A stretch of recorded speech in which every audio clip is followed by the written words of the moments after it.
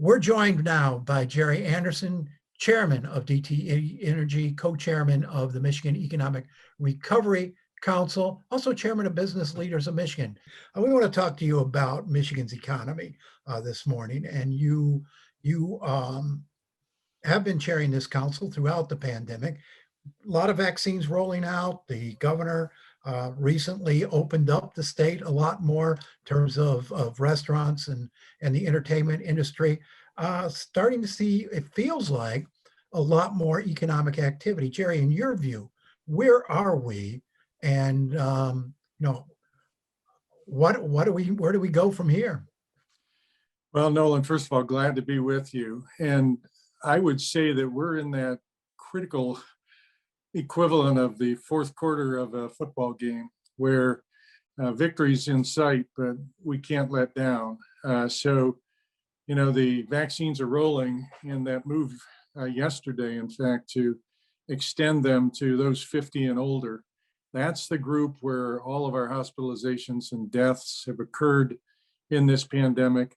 And if we can get that group to move through and take the vaccine in large numbers, I think we will see the worst of this behind us. But we need to see that phase through and not let down our guard.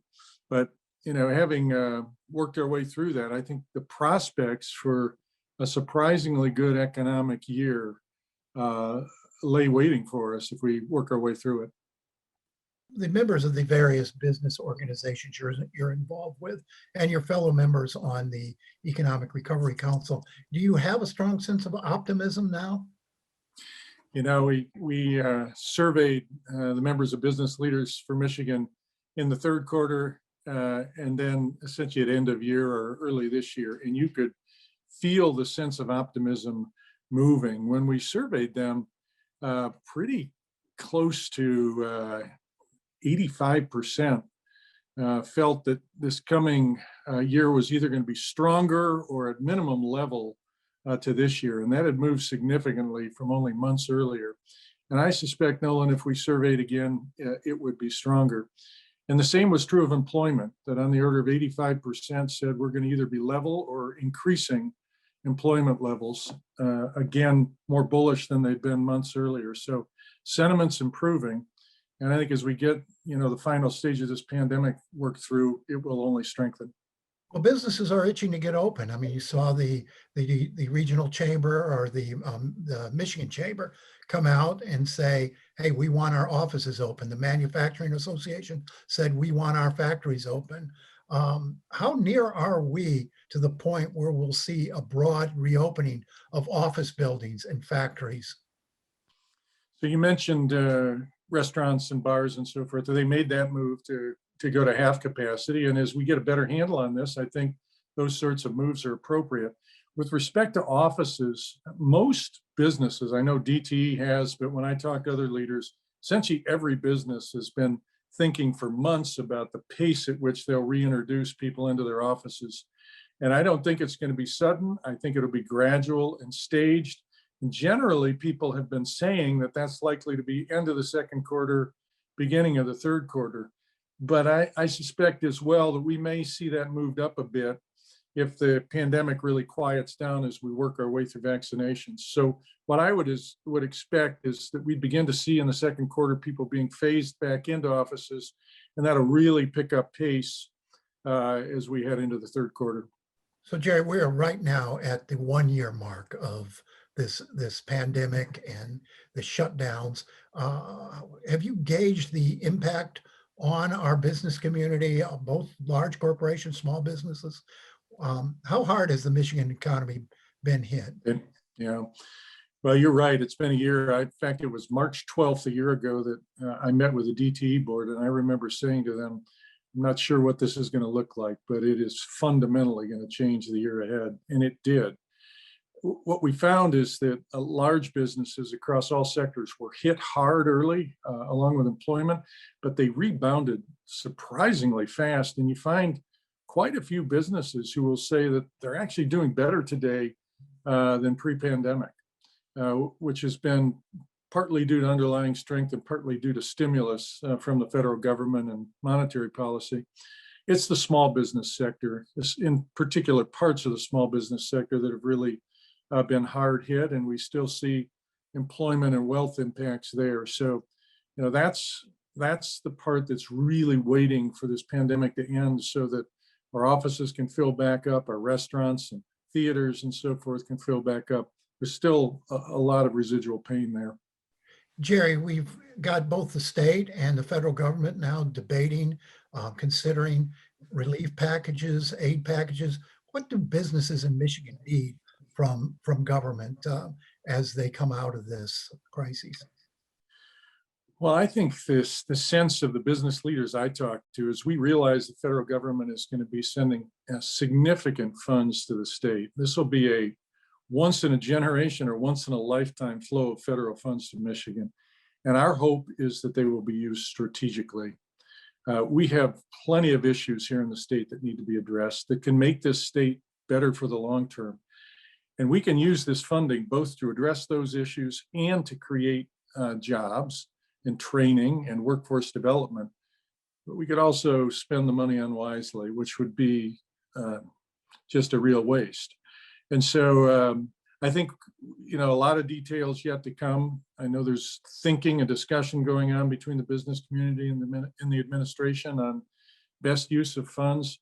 But our mindset will be use it strategically. Yes, create jobs. Yes, help train people up to re-enter the workforce where that's needed, but address some of the state's critical issues. Gerry, I don't think any of us believe that post-pandemic life will be the same as it was before. How do you see things being different? What will change permanently because of the pandemic? The look of the workplace is going to change a lot. Every business I talk to is fundamentally rethinking what it's going to mean to be in an office. There's going to be fewer days spent in the office. The look of offices will be, in some cases, radically different. The idea of a permanent office may not exist in many companies. And so that will look and feel different.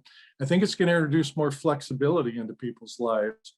And in a way may be really good for family life in the sense that, being gone sort of 8-10 hours a day, 5 days a week, when you got a young family can be hard. And this can introduce some flexibility that really may be healthy. And it's going to have impact on things like how much we drive and our use of energy. So there'll be efficiencies introduced. So in a strange way, there were ideas accelerated during this pandemic that we've thought about and sort of toyed with for some time that got pushed forward, and they're going to stick. All of that can have unintended consequences as well. What will be the impact on commercial real estate, on downtown Detroit? The commercial real estate question is a big one because as people rethink their office architecture, everybody's concluding they need fewer square feet and are beginning to move to rationalize their holdings. Now, how that will play out over time, I don't know, Nolan. You could, for example, potentially see conversion of commercial space into residential uses, enabling more people who've been wanting to get into cities to do that. But there are questions about whether that trend to move into cities will continue. And so I more than anything, I think there are a lot of questions about how the trends to move out of cities to be out in fresh air will or won't reverse. Unquestionably, there's going to be significant impacts on the commercial real estate markets. And I think we're just going to have to watch that to see how it plays out. Gerry, before we let you go, I want to talk to you briefly about in your role as an energy executive. A couple of weeks ago, we saw an energy disaster in Texas because of the weather and their natural gas, their electricity grid. Everything sort of collapsed, and two tragic consequences. Could that happen in Michigan? Well, I'd never say a disaster couldn't happen in Michigan, but what happened in Texas is far, far less likely to happen here. Texas got hit by weather that's pretty routine for us, but very unusual for them. And they simply don't have their energy facilities hardened for cold weather. And so they had gas wells freeze up. They have power plants that aren't prepared to operate in the cold the way we are here in the north. Even their wind turbines don't have the all-weather packages that we routinely put on up here to enable ours can operate down into the minus 20 or 25 range before we'd need to interrupt. Well, the wind turbines there had to come off because they weren't weatherized, and same with the gas infrastructure. So I think the aftermath will be they will harden their infrastructure. I'll tell you as well, Nolan, there are some regulatory issues that have festered in Texas for a long time that need to be addressed. They have provisions in their energy markets that many of us in the industry have simply thought for years don't make sense, and they need to reckon with those so that this doesn't happen again. Gerry Anderson, Chairman of DTE Energy, Co-Chair of the Michigan Economic Recovery Council. Thanks for joining us on One Detroit. You can find more at onedetroitpbs.org or subscribe to our social media channels and sign up for our One Detroit newsletter.